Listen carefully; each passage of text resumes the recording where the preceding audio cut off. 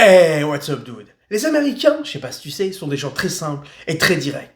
Limite un peu supporters de l'OM tellement ils sont droits au but. Vraiment complètement différents, nous Français, où on aime bien se prendre la tête pour rien. Un Américain cherche ce qu'il y a de simple, rapide et efficace. Ça, c'est vrai en général, sauf peut-être pour le système de mesure, où là, on peut dire ce qui est. Il y a des yards, il y a des feet, il y a des ounces, il y a des pounds, il y a des Fahrenheit. Bref, c'est vraiment un peu le bordel. C'est comme si chaque État avait décidé de son propre système de mesure, comme par exemple le degré Fahrenheit. Ah, toi, si je t'attrape, tu vas voir. Merci en grande partie aux Anglais qui ont laissé ce petit cadeau empoisonné, le système impérial. C'est un système de mesure complètement dingue et incompréhensible, à la différence de la France, de l'Europe, du reste du monde qui utilise le système métrique. Si tu restes en fin de vidéo, je t'expliquerai comment faire des conversions rapides entre le système impérial et le système métrique. Je m'appelle Omar, je vis à New York depuis des années. Bienvenue sur ma chaîne qui traite des différences culturelles entre la France et les États-Unis. Je suis là pour te décrire le mode de vie ici, les dingueries que l'on peut y vivre, et aussi t'aider à voyager. Avant de commencer, je te fais un petit point d'histoire rapido pour définir le système impérial et le système métrique. Le système métrique français a été créé pendant la Révolution française. Les révolutionnaires voulaient créer un système de mesure qui soit égal pour tous et qui permette de mesurer facilement la nouvelle nation créée. Il a rapidement été adopté par un nombre conséquent de pays, sans les Anglais, évidemment. Pour faire simple, le système métrique est basé sur des multiples de 10, pour par exemple passer du mètre au kilomètre, du gramme au kilogramme. Il est simple, facile à comprendre, et tout le monde est d'accord sur les mêmes unités de mesure, à la différence du système impérial. Le système impérial a été introduit et développé au cours du Moyen-Âge en Angleterre. Il est toujours utilisé dans les pays anglo-saxons et aux États-Unis en l'occurrence. Système qui, pour moi, ou comme pour le reste du monde qui utilise le système métrique, la civilisation quoi, n'a aucune logique et aucune cohérence. Quand tu débarques aux États-Unis, parfois tu as l'impression que tu débarques dans un monde complètement nouveau. Les Américains aiment bien se distinguer du reste du monde, parfois trop, c'est sûr. Alors, quand tu débarques chez le docteur pour la première fois, ça peut donner ce genre de quiproquo. Hello, Mister. Hello, I'm Omar l'Américain. Ah, Omar l'Américain. What's your weird name? Why do you come today? I came here today actually to check up, a body checkup. Okay, I see. Okay, first question, what's your height? 1 meter 70-ish, I don't know exactly. What? No. We don't talk in centimeters or meters here. We talk in feet and inches, please. Ah. What? Feet and inches? Feet like my foot? Like that? Foot? Okay. Okay, inches? Like this inches? Like 1 inches, 2 inches, 3 inches? Okay. Didn't know. Okay, thanks. Les mecs parlent en pieds, en pouces, c'est vraiment le Moyen-Âge.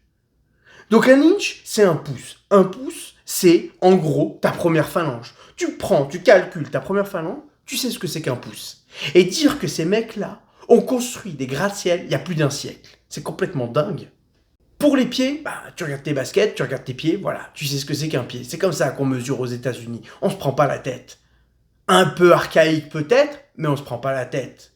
Bon, tu connais, j'abuse un petit peu, j'essaie de te rendre les choses compliquées plutôt simples, mais je te préviens, on va faire un peu de maths dans cette vidéo. Même si ça va bien se passer, t'inquiète pas. Silence! Bon, on commence le cours d'aujourd'hui. Système métrique versus système impérial. Alors, on va voir les pouces, qui sont les inches,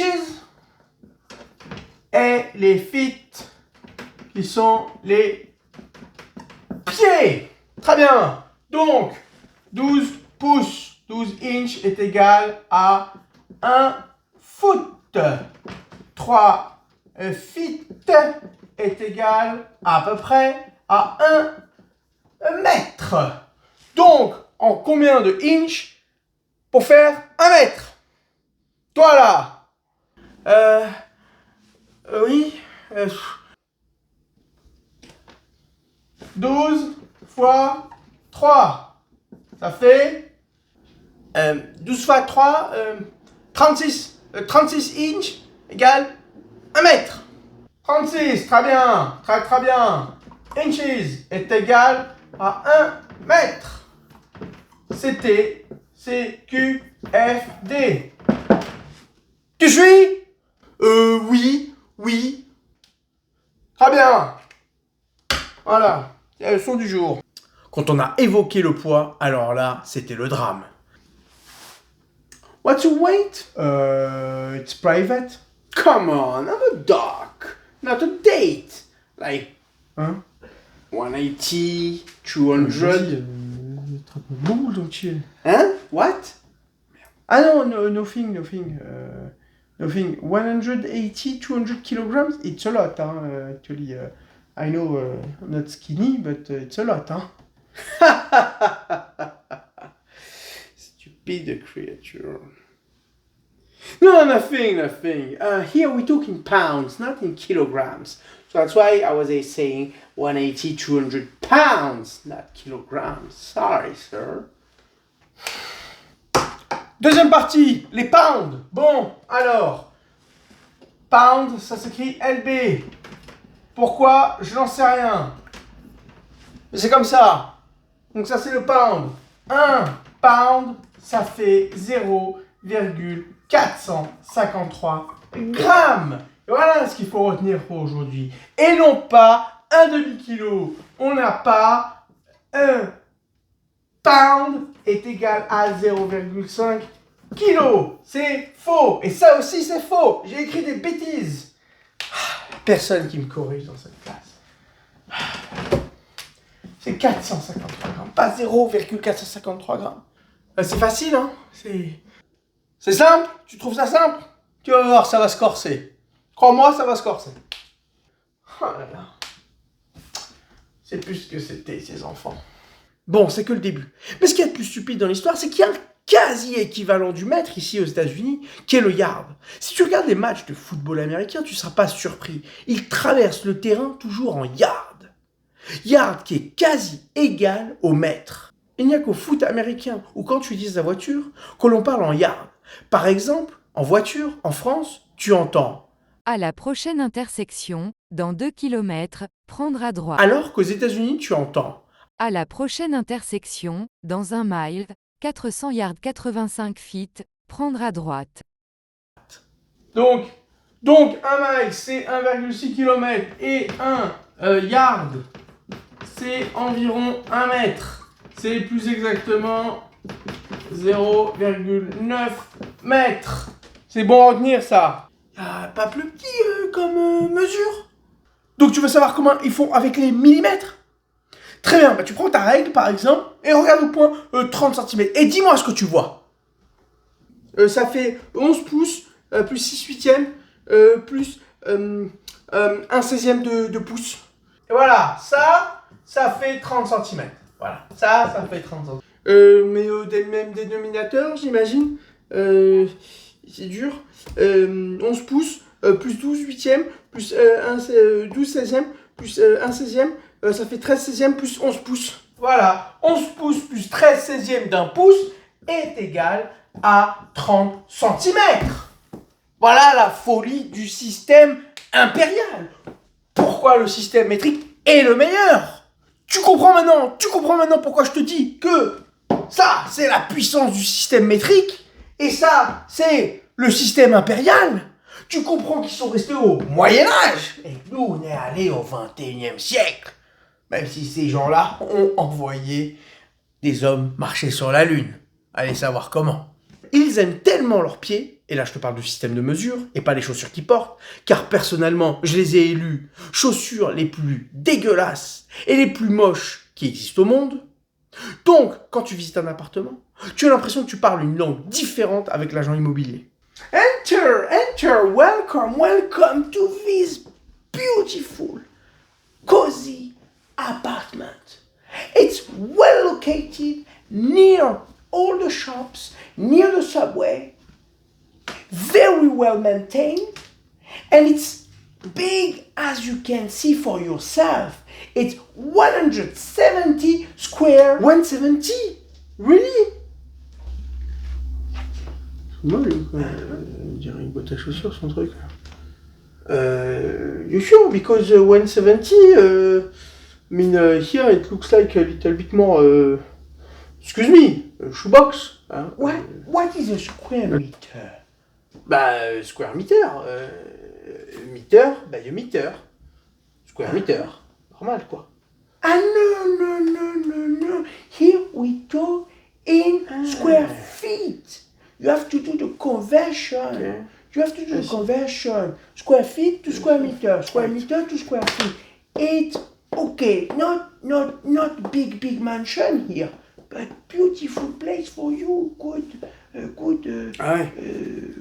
apartment. Very good apartment. Not very big. Yeah, Cozy.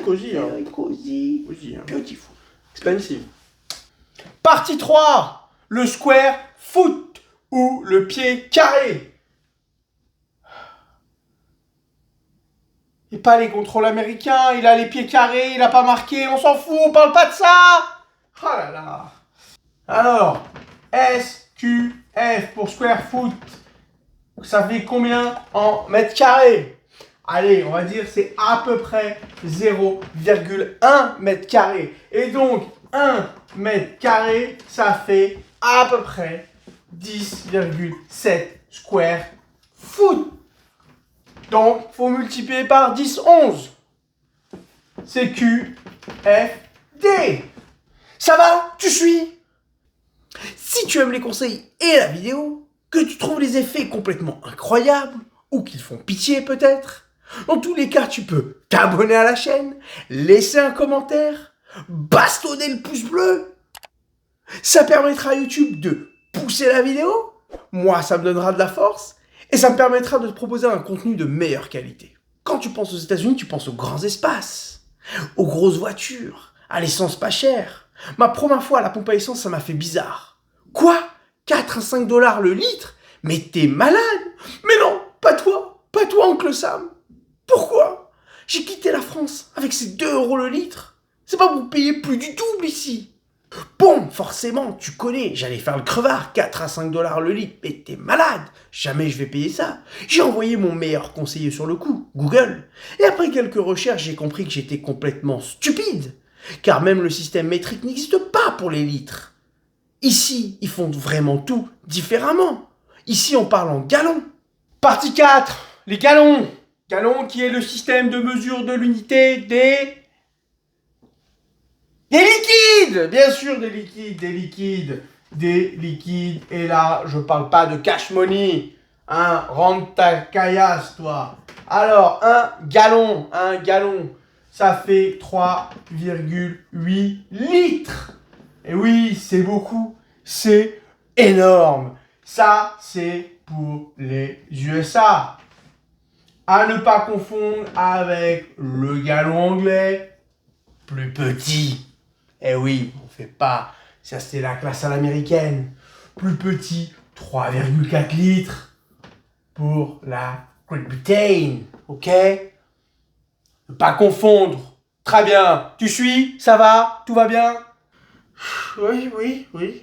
En dessous du gallon, il y a l'once, qui a des origines anglaises, évidemment. Lointaine, ça va de soi. Incompréhensible. La base, je dirais, quand ça vient d'Angleterre. Par exemple, ce mug fait 12 onces, soit 350 millilitres. Si tu vas dans une chaîne de restaurants de type fast-food par exemple, ils te proposent des tailles complètement démesurées. Au McDo ou au Burger King, comme tu en as en France, ici, la grande taille est à 40-42 onces, soit plus d'1 litre de soda direct dans les veines. 1,1 litre pour être exact. C'est pas le pire. Tu as vraiment une bataille pour savoir qui aura la plus grande boisson à emporter. C'est juste complètement dingue, avec des boissons proposées qui font quasiment 4 litres. C'est plus à emporter une boisson de 4 litres sur 4 kilos. C'est pour faire de la muscu en fait. En restant dans le rayon des poids et des volumes, c'est en voulant faire la cuisine que j'ai compris encore plus le gouffre qui nous sépare. Hey, bienvenue dans ton show Omar en cuisine. Aujourd'hui, je vais te concocter la tradition, la pure tradition américaine, le brownies. Et pour cela, qu'est-ce qu'on a? On a des œufs, du beurre, classique, du sucre, très bien le sucre, de la farine pour épaissir, et évidemment de la poudre de chocolat non sucré, évidemment. Il nous faut un bol. Pour cuisiner, ça reste toujours un truc pour mesurer. Et enfin, forcément, une balance de cuisine. Évidemment, on va suivre la recette ensemble et tu vas voir que je vais te faire un brownie de régal. Alors, on y va. Il nous faut...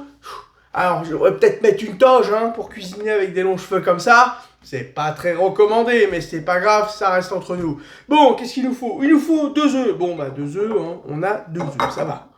On est bien. Une tasse de sucre blanc. Ou une cup de sucre blanc. Le sucre est là. La cup, ça, je comprends pas trop. Ok, 1/3 de tasse de poudre au chocolat. Poudre au chocolat est là. Le tiers de la tasse, le tiers de la cup. Je sais pas ce que ça veut dire. Bon, bref. Une demi-tasse de farine. Ah, mais c'est quoi les tasses, là? Moi, je veux du grammage, là. De moi, des poids, là. Comment ça s'appelle? Balance de cuisine, là. Je vais en faire quoi? Bon, c'est pas grave. Un quart de cuillère à café de sel. Bon, j'ai oublié le sel. Mais un quart de cuillère à café. Je sais même pas. Déjà, une cuillère à café, genre petite, grande, moyenne, c'est quoi? Et si je prends le quart de cette cuillère-là? Bref, ça a l'air compliqué tout ça. Une demi-tasse de beurre. Non mais attends, le beurre, là, tu vois, c'est un rectangle. Je peux mesurer en termes de poids, voilà, il fait 300 grammes, bien.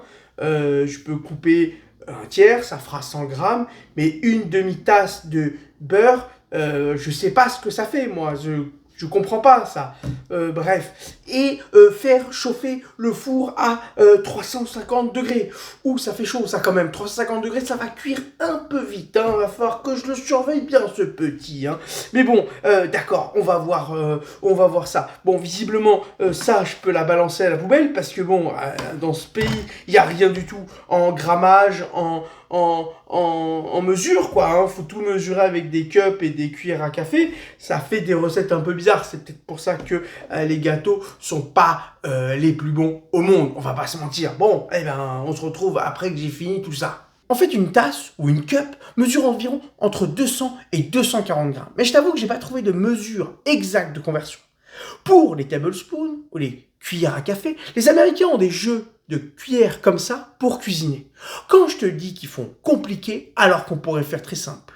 Je sais pas si ça t'a échappé, mais dans ma recette, j'ai dû chauffer mon four à 350 degrés. La première fois, ça a cramé direct. Oh merde! Oh, c'est con ça! Oui, ça va, chef, je savais pas que c'était en degrés Fahrenheit. Les degrés Fahrenheit est une unité de mesure qui est utilisée uniquement par 4 pays au monde. Le Belize, les îles Caïmans, le Liberia, Mr. George, si tu nous écoutes, change-nous ça au plus vite, c'est pas possible, et les États-Unis. Alors que toi et moi, on utilise des degrés Celsius, facile, simple à comprendre, en dessous de 0 degré, état solide, c'est glacé, entre 0 et 100, état liquide, c'est moyen tiède, voire chaud, au-dessus de 100 degrés, état gazeux, l'eau s'évapore. Les degrés Fahrenheit tirent son nom d'un physicien allemand. Le mec galérait un jour et s'est dit « Tiens, je vais inventer mon système de mesure. J'abuse un peu, mais on n'en est pas loin. » Ce qui fait que, pour geler, on est à 32 degrés Fahrenheit, le corps humain est à 96 degrés Fahrenheit, et l'eau s'évapore à 212 degrés Fahrenheit. Ça n'a ni queue ni tête, c'est juste incompréhensible. Bon, tu connais, j'ai fait un peu le DJ, l'histoire je l'ai un peu remixée. Il y a une base physique derrière tout ça. Mais bon, ça a été inventé au XVIIIe siècle. C'est utilisé par 3 autres pays au monde et pas les plus dominateurs, avec tout le respect que j'ai pour ces pays. Mais ça veut bien dire que le reste du monde, je pense pas que se trompe. Ça fait un peu bizarre quand tu regardes la télé, que tu regardes la météo et que tu vois que la température annoncée est de 110 degrés Fahrenheit pour demain. Ça fait un peu bizarre. C'est comme si tu étais dans un mauvais film parfois.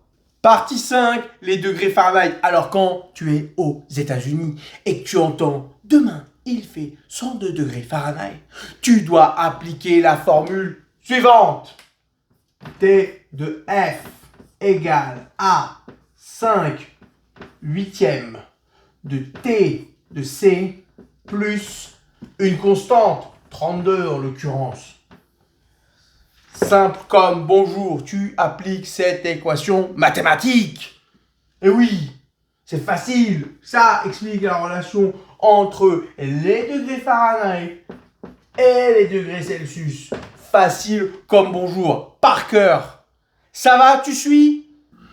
Oui, oui, je comprends. Enfin, des chiffres et des lettres, quoi. J'ai pas compris. Dépité. Tu as bien compris qu'à part te balader avec une calculatrice ou un convertisseur de poche, tu dois avoir des moyens mémotechniques pour savoir switcher rapidement du système métrique au système impérial. Moi, ce que je me dis, 3 pieds, ça fait à peu près 1 mètre. 1 mètre, c'est un yard. Pour les pouces, j'ai rien à te proposer. 1 mètre carré, ça fait à peu près 10 pieds carrés. Donc il y a un facteur de multiplicatif de 10 à 11. Donc un appartement de 300 pieds carrés, c'est pas très grand. Ça fait moins de 30 mètres carrés. 1 mile fait environ 1,5 km. Donc c'est comme si tu augmentais tes distances de 50%. Donc par exemple, 20 miles donne environ 30 km et tu arrondis au-dessus.